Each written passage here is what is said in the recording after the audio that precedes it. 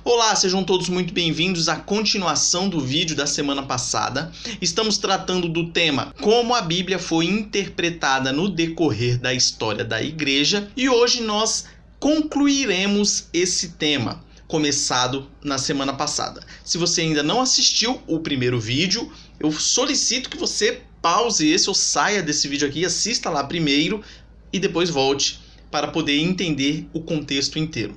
Então nós estamos tratando de como foram feitas as interpretações bíblicas no decorrer da história. Nós começamos falando a respeito dos autores do Novo Testamento e como eles interpretavam o Antigo. Nós falamos um pouco dos pais da igreja, como eles faziam para interpretar as Sagradas Escrituras. E aí nós estamos nessa caminhada. Semana passada nós demos bastante ênfase na alegoria, que é um método de interpretação que tira mistérios do texto bíblico. É aquele que vê uma coisa ali que está tão clara e acha um significado simbólico, um significado que não tem nada a ver. Inclusive nós demos aqui diversos exemplos da prática de como foi feito isso, principalmente apontando para Filo e para Orígenes, mas só que tem diversos outros que fazem a mesma coisa. E no finalzinho do vídeo da semana passada, nós encerramos falando sobre alegoria, nós falamos a respeito dos níveis de significado de um texto bíblico, nós mostramos a divisão que era corpo, significado literal do texto, alma, significado moral ou ensino ético, e a terceira parte, espírito, significado espiritual ou alegórico do texto. Nós encerramos falando que o significado alegórico chegou a ser visto por alguns como o mais elevado da passagem. Então tenham isso em mente. No vídeo da semana passada nós terminamos falando a respeito desses 3 níveis de significado do texto bíblico e hoje nós começamos falando de um upgrade que teve, ou seja, incluíram mais um significado para ser utilizado na hora de interpretar o texto bíblico. Então nós estamos tratando aqui da época ali entre o ano 500 e o ano 1500 da era cristã e começamos falando a respeito desse significado quádruplo da Escritura. Logo depois da morte dos apóstolos, nós podemos categorizar ou classificar aquele período que veio posterior a eles como o período patrístico. É o período dos pais da igreja. Foram aqueles que sucederam os apóstolos, logo ali no início da igreja. Logo depois que terminou esse período da patrística, ou dos pais da igreja, nós temos a entrada do período medieval. Como falamos no vídeo anterior, a alegoria, esse método interpretativo se expandiu bastante naquele período e depois desse período patrístico e com a entrada da Idade Média, entrou mais esse significado que nós falaremos agora, mas não sem antes relembrar os anteriores. Nós já demos uma adiantada aqui rapidinho, mas quais eram eles? Significado literal do texto, significado moral, significado espiritual e o quarto significado é o celestial, ou escatológico ou anagógico. O que significa escatológico? É a doutrina do fim dos tempos.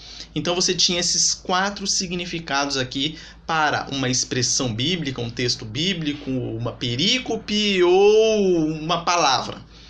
Falando em palavra, vamos dar um exemplo para você de como esses quatro significados poderiam ser utilizados na prática. Pensem aí na palavra Jerusalém. Então, aplicando os 4 significados, ficaria da seguinte maneira. Então eu vejo lá, eu estou lendo minha Bíblia e olho lá um texto falando sobre Jerusalém. Então o primeiro significado é o literal, ou seja, a porção de terra na Palestina, aquele local físico lá, aquele cercadinho, aquela cidade. Então esse é o primeiro sentido, literal, aqui aquela porção de terra lá. Aí o segundo sentido, o moral. Então a palavra Jerusalém significaria o quê? A alma humana. Segundo sentido, espiritual, significaria o que Jerusalém? A igreja cristã. E por fim, agora, com esse novo nível entrando, o nível celestial, Jerusalém significaria a cidade celestial, ou seja, a Nova Jerusalém. Essa abordagem dos 4 níveis de significado se tornou muito popular nessa época e foi difundida e aceita por todos os lugares que você possa imaginar. O problema disso é que a tradição da igreja ultrapassou de forma eficiente a primazia da Escritura. Por quê? A Escritura é a revelação de Deus para nós. Aquilo que Ele quer que nós leiamos, interpretamos, entendamos. Quando você coloca significados que Deus não previu, você desvirtua o texto. Então Deus falou Jerusalém, que é para você entender aquela porção de terra lá na Palestina. Só isso.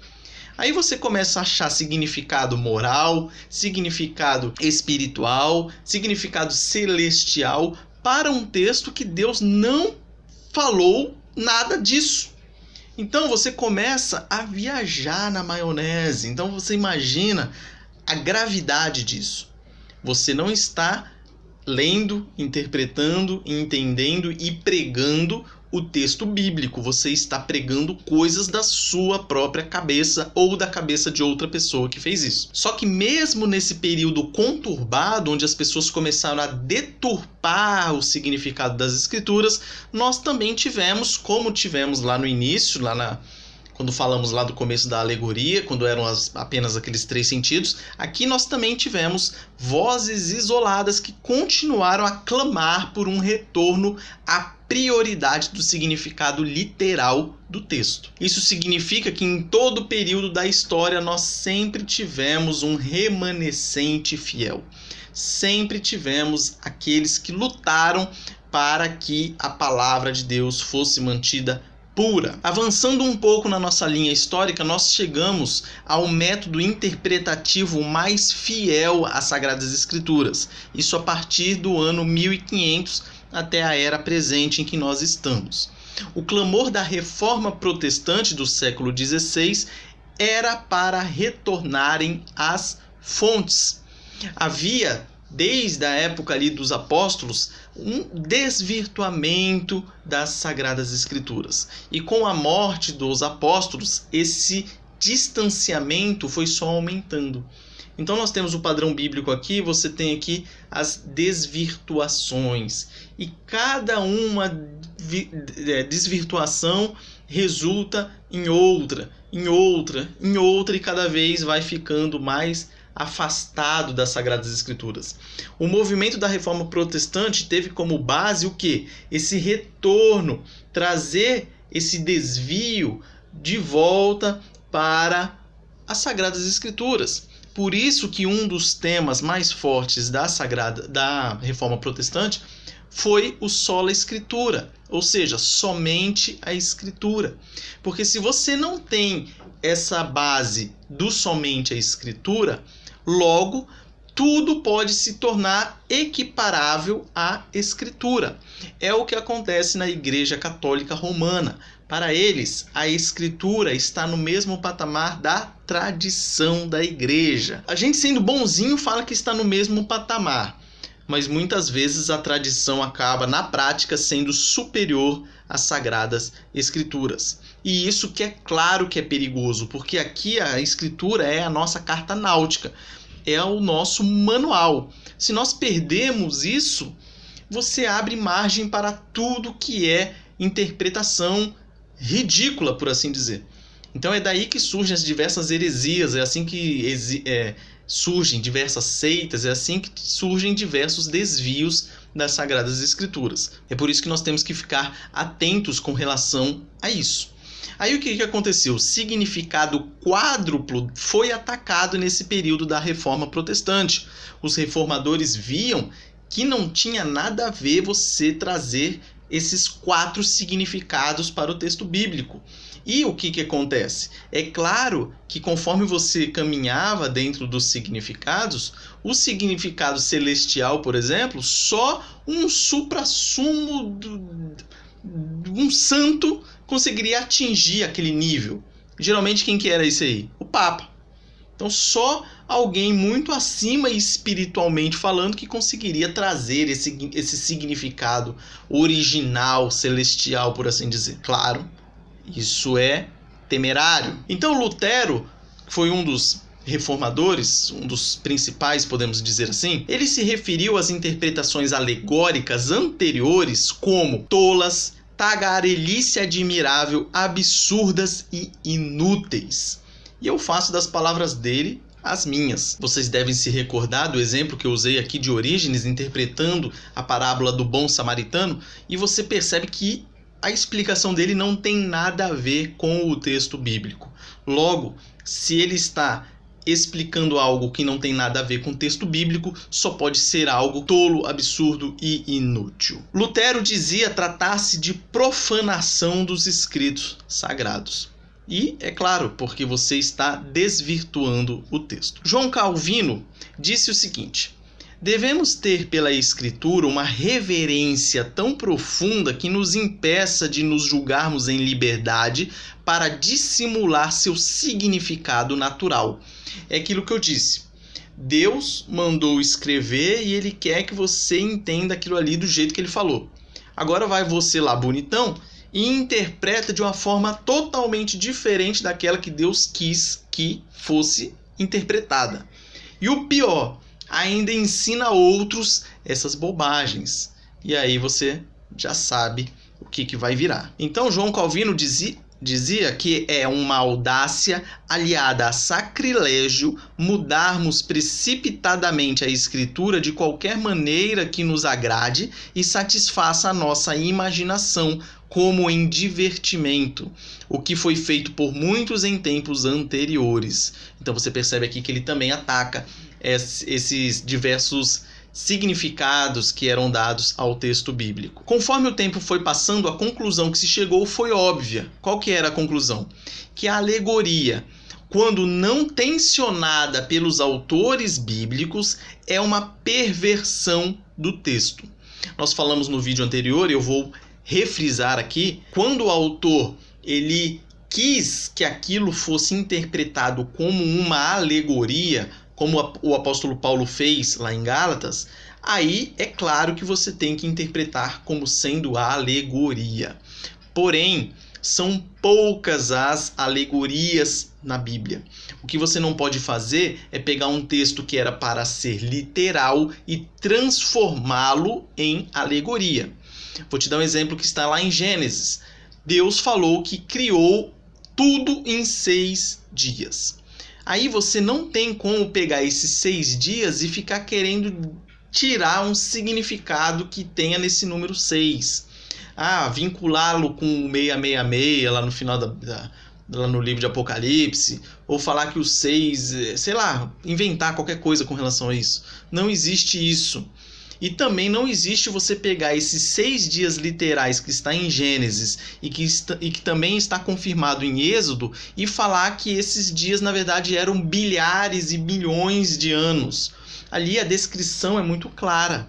Deus falou o dia, manhã e tarde. Foi um dia, 24 horas. Pronto, é uma descrição, simples assim. Se Deus quisesse ter falado que criou a Terra em 1 milhão de anos, ele falaria. Não precisaria ter falado que fez em um dia, e no segundo, e no terceiro, e no quarto, e no quinto, e no sexto. E descansou no 7º. Mesmo porque se fosse pra gente descansar um dia de milhares de anos, aí era a vida inteira descansando. Mas o que eu quero que vocês entendam é isso, que quando o texto ele é literal, ele deve ser interpretado literalmente. Quando o autor quis que fosse interpretado como alegoria, aí você interpreta como sendo alegoria. A maioria dos evangélicos conservadores de hoje, nós nos enquadramos aqui, interpreta a Bíblia segundo uma abordagem literal, histórica e gramatical. O que significa isso? Nós levamos em conta o contexto histórico, nós levamos em conta o autor, o que ele quis dizer, para quem ele quis dizer. Nós levamos tudo isso em conta para que não haja distorções do texto. A gente não pode pegar uma mensagem que foi ocasional, por exemplo, e fazer uma doutrina em cima daquilo como se fosse algo para nós utilizarmos hoje. É claro que nós temos que entender o que o autor quis dizer para aquela pessoa que ele disse, para aí sim, descoberto esse significado, nós possamos aplicar esse significado a uma situação de hoje. É mais ou menos isso. Então, tenham isso claro em mente. Se ficou muito complexo, muitas palavras, é só lembrar o seguinte: nós buscamos contextualizar e nós levamos em conta o sentido que o autor quis dar ao texto. Simples assim. A intenção do autor é a pedra fundamental da interpretação. Se nós ignorarmos a vontade ou a intenção do autor, acabou. Acabou tudo. E hoje em dia está muito comum isso aí, viu? Lá pra frente a gente vai falar um pouco mais a respeito disso, mas tem muita gente jogando o significado do texto para o leitor. Então, eles ignoram o que o autor quis dizer e o significado é o que o leitor entendeu ou o que o leitor quer. Isso é um absurdo. Absurdo dos absurdos. Aí a gente chega nas bases antissobrenaturais e ceticismo da erudição moderna. Nome complicado, mas que não é tão complicado a sua explicação. Esse período nós podemos localizá-lo ali a partir do ano 1650 até a nossa era presente também. O que é isso? A abordagem antissobrenatural tem suas raízes no iluminismo e em sua exaltação otimista da razão humana. O que aconteceu? Nós estamos caminhando dentro da interpretação, vieram os reformadores, falaram, esse negócio de sentido quádruplo aí não existe, acaba com isso aí, vamos voltar ao sentido literal das escrituras. Aí houve as reformas, houve a criação das igrejas reformadas e tal, doutrina reformada, BBB, beleza, estava indo tudo muito bem, obrigado. Aí chegou o iluminismo. O iluminismo nada mais é do que colocar a razão humana acima de todas as coisas. Você tem aqui a filosofia, filosofias antropocêntricas, aquelas que tiram o Deus do seu devido lugar e colocam o homem. E você tem duas características importantes a partir do iluminismo, que é a exaltação da razão humana e a ciência como sendo um Deus. Hoje nós vemos muito isso, principalmente agora nesse período de pandemia. As pessoas depositam todas as suas esperanças numa vacina, ou num remédio, ou no que diz a ciência. Então, a partir do iluminismo, nós tivemos esses dois movimentos muito fortes. E com a entrada da razão humana e a saída de Deus do seu devido lugar, nós tivemos essa negação do sobrenatural. Então, na sua Bíblia, você vai ter diversos milagres, diversas intervenções de Deus na história. Essas pessoas anti-sobrenaturais, elas querem tirar isso aí, ou dar uma explicação científica para o que aconteceu, ou simplesmente ignorar e falar que era uma forma que aquele povo primitivo tinha para explicar alguma coisa que eles não sabiam. O teólogo Rudolf Bultmann, que é um adepto dessa linha, ele diz que uma preposição necessária, ou seja, aquilo que você tem aquilo que você tem que ter na sua mente antes de estudar a Bíblia, ele fala lá, uma pressuposição necessária ao estudo acadêmico da Bíblia é sustentar que eventos sobrenaturais não acontecem. Ele está dizendo que para você estudar a Bíblia, você tem que ter isso como pressuposto. O quê? Que eventos sobrenaturais não acontecem. Qual que é a repercussão disso? Qual que é a consequência disso? É você começar a encontrar erros nas Sagradas Escrituras, divergências nas Sagradas Escrituras, ao ponto de ter pessoas que dizem assim, que na Bíblia há palavra de Deus, mas não que ela seja a palavra de Deus. Por quê? Porque eles tentam encontrar erros e mitos. O mar vermelho abriu? Não abriu. Na verdade, o que aconteceu ali foi a maré que baixou e aí o pessoal conseguiu atravessar o mar. Choveu codornizes lá. Não, na verdade que deu uma praga não sei aonde, aí apareceu um monte de codornizes lá, o pessoal no deserto matou e tudo. Então, mais ou menos isso. Eles tentam descaracterizar o sobrenatural, os milagres e tudo mais. Fatalmente, como a Bíblia é cheia de milagres, quem adota essa linha conclui que a Bíblia não é confiável, possui erros, mitos, etc. Daí surgem distorções, óbvio, da interpretação bíblica, como pontos de vista marxista, feminista, gaysista, bem como o estudo simpático da Bíblia, onde questões desagradáveis são descartadas. Um dos perigos que ocorrem desse tipo de pensamento é justamente isso que eu acabei de falar: distorções da interpretação bíblica. Desde pensamentos ideológicos, como eu falei aqui do marxismo, da Bíblia feminista, do movimento gaysista, que tenta tirar as partes da Bíblia que falam que o homossexualismo é pecado, tentam dizer que na verdade não é bem assim o que eles disseram, ou tentam falar que a sociedade na época era patriarcal e machista, que na verdade não é assim, tentam fazer ali uma ginástica toda entrelaçada para mudar o texto original e conseguir bater o martelo no seu próprio pensamento, e aí fazem essas distorções terríveis do texto bíblico. E também essa questão do estudo simpático da Bíblia, aquela questão de você tirar textos ali que são muito confusos ou textos que são desagradáveis, e aí você tira ou substitui por outra coisa, ou simplesmente tira e não fala mais dele. Por exemplo, hoje em dia muitas igrejas não pregam mais sobre a ira de Deus, não pregam mais sobre pecado, aí eles focam apenas numa característica de Deus, no seu amor, na sua misericórdia e tudo mais, e deixam outras características de fora. Então é isso que pode acontecer como resultado desse tipo de linha de pensamento, dessas distorções. Então percebam essa reportagem que saiu na Super Interessante há um tempo atrás, em 2018, falando assim: a verdadeira história de Moisés. Como um rei megalomaníaco, muita geopolítica e uma farsa de proporções bíblicas criaram a saga de Moisés, o herói que foi sem nunca ter sido. Ou seja, tentam distorcer, tentam desacreditar, tentam tirar o sobrenatural. É importante a gente ter em mente que a Bíblia ela confronta o leitor com as afirmações solenes quanto à situação da raça humana e a natureza de Deus. A raça humana como em rebelião contra Deus, e Deus como sendo o Deus santo, amoroso, poderoso, etc. Então é isso que a Bíblia faz. Agora, nenhuma posição intermediária será possível. Quem não é por mim é contra mim. Quem comigo não ajunta, espalha, como diz Jesus Cristo lá no Evangelho de Mateus 12:30. Então a Bíblia é ali, está confrontando o seu leitor com a verdade. Não adianta você querer distorcer ou para tornar o texto mais palatável ou para colocar a sua ideologia dentro das Sagradas Escrituras. Isso não existe. Na verdade, a gente vê muito, mas não existe. É um erro. E nós temos que combater esses erros. Qual a conclusão que nós chegamos?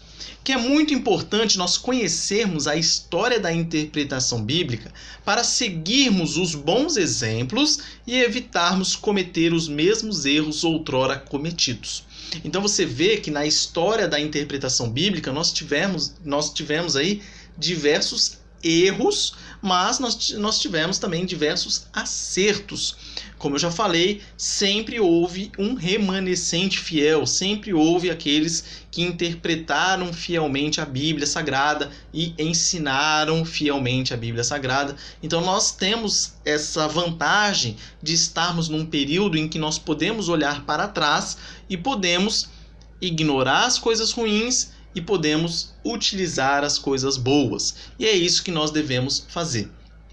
Tenha em mente que nós temos que ler a Bíblia sempre levando em conta o contexto histórico e a intenção do autor. Caso contrário, a gente começa a tirar coisas da nossa cabeça. Lembre-se que o coração do homem ele é corrupto, ele fica tentando achar coisas ali, talvez para satisfazer a sua curiosidade ou o seu próprio ego. Ele acredita numa coisa e ele quer provar que aquilo está certo. Então, tomemos cuidado com isso. Continuemos estudando a questão da interpretação bíblica para que nós não sejamos surpreendidos cometendo os mesmos erros que os nossos antepassados cometeram. Algumas questões e aplicações práticas aqui para que você fique pensando nessa semana é o seguinte: quando você lê o Novo Testamento, você examina os textos citados do Antigo Testamento. Você sabe que diversas vezes o Novo Testamento ele aponta para o Antigo e ele cita, muitas vezes literalmente, o Antigo Testamento. Quando acontece isso, você vai lá dar uma olhadinha no Antigo Testamento? Se você não faz isso, comece a fazer. lê uma passagem do Novo Testamento que aponta para o Antigo, vai lá, dá uma olhadinha, leia o contexto do que está escrito no Antigo Testamento e veja como é que o autor do Novo Testamento interpreta aquela questão. É muito interessante fazer uma leitura assim. 2. Você já ouviu um sermão alegórico ou leu uma interpretação alegórica em algum lugar? Semana passada eu coloquei um exemplo aqui de uma interpretação, na verdade eu não posso nem falar que é alegórica, né? Na verdade foi um erro mesmo crasso. Mas um sermão alegórico é aquele que o pregador vai, fala um texto que está muito claro para você entender aquele texto, e aí ele começa a viajar. Começa a tirar coisas ali que você não sabe de onde ele tirou aquilo lá. Lembre-se que muitas vezes ele pode falar coisas verdadeiras, porém não com base naquele texto que ele utilizou. Então ele pega um texto, aí lógico, utilizando todo o contexto bíblico, ele acaba falando alguma coisa que não é errado, porém é errado se você for analisar o que o texto quis dizer. Então você já ouviu algum desses aí? Se ainda não ouviu, pesquise na internet que você vai achar aí um monte. Coloca lá, sermão nada a ver. Você vai ver lá diversos. 3. Você já notou qualquer das tendências interpretativas mencionadas neste capítulo em suas leituras? Algumas tendências interpretativas que a gente citou aqui, você já observou quando você está lendo a sua Bíblia? Se não, tente observá-la. Tente observar essa interpretação gramatical, literal que nós falamos aqui, histórica. Veja se você porventura não está dando uma deslizada e tentando interpretar alegoricamente algum texto e tudo mais. Então com isso nós terminamos o vídeo de hoje, nós terminamos esse assunto da interpretação no decorrer da história da igreja. É claro que foi só uma pincelada, pois o assunto é complexo, tem muitos detalhes aí no meio. Nós pretendemos falar um pouco melhor de cada um desses aí no decorrer dos vídeos, mas foi isso que deu para fazer nesse curto espaço de tempo. Se ficou alguma dúvida, por gentileza, mande aí nos comentários. E que Deus abençoe a sua vida, te dê muita graça nessa semana que se inicia, abençoe a sua vida nesse ano que finda e nesse ano que se inicia, o ano de 2021. Um forte abraço e até a próxima.